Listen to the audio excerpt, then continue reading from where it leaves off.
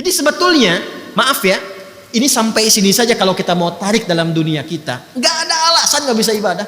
Anda kerja di mana? Anda mengatakan nggak bisa sholat di sini, mustahil. Tempatnya bisa, andanya mungkin yang nggak sholat.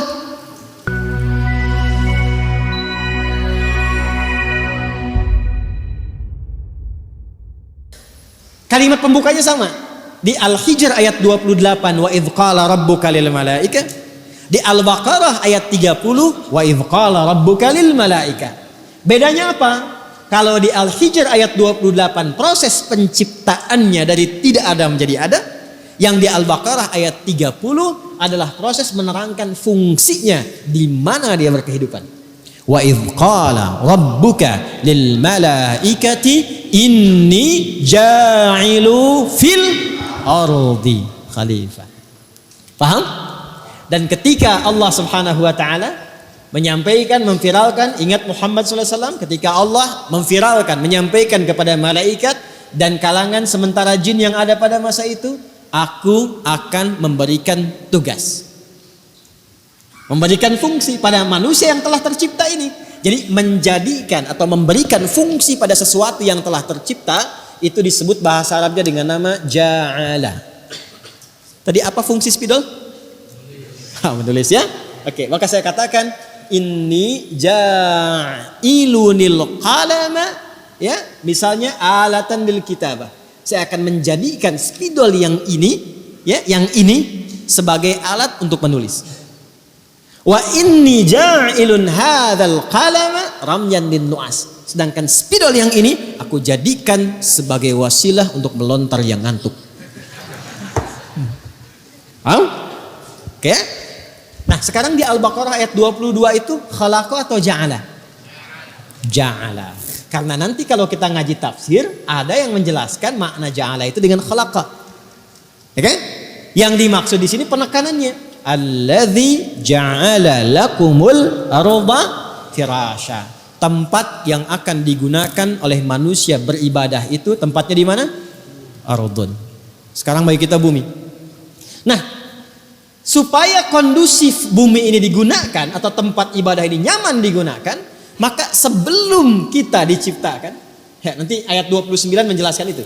Sebelum kita tercipta, sebelum kita diturunkan ke bumi ini, atau ayah bunda kita, Adam dan Hawa, kakek moyang nenek moyang kita, turun ke bumi, maka desain buminya sudah Allah siapkan supaya nyaman kita ibadah di dalamnya.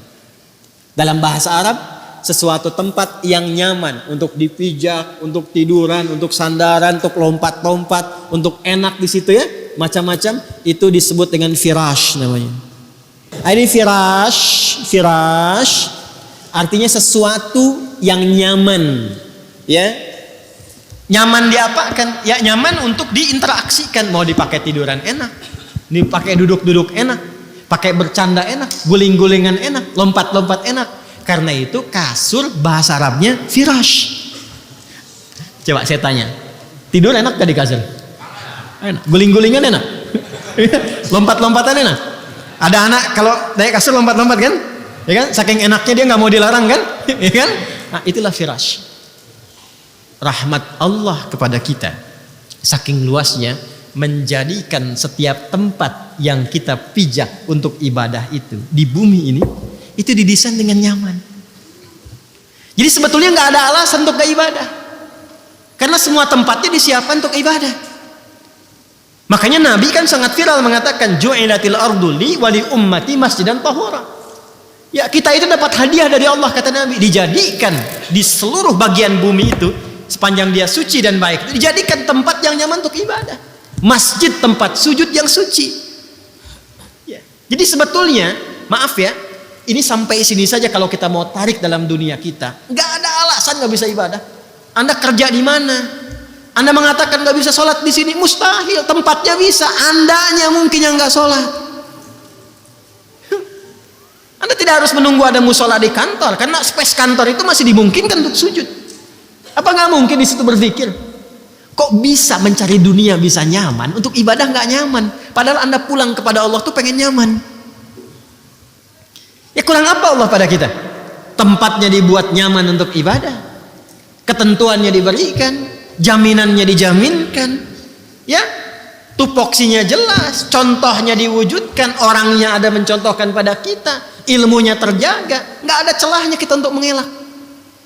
Karena itu ketika Allah memberikan rahmatnya kepada kita dan kita menagih, ya Allah, saya sekarang ingin ibadah, di mana, bagaimana caranya? Dijawab oleh Allah, setiap tempat yang kau pijak di bumi itu sangat terbuka, engkau bisa ibadah. Dan aku jadikan kondusif itu. Makanya nggak ada alasan.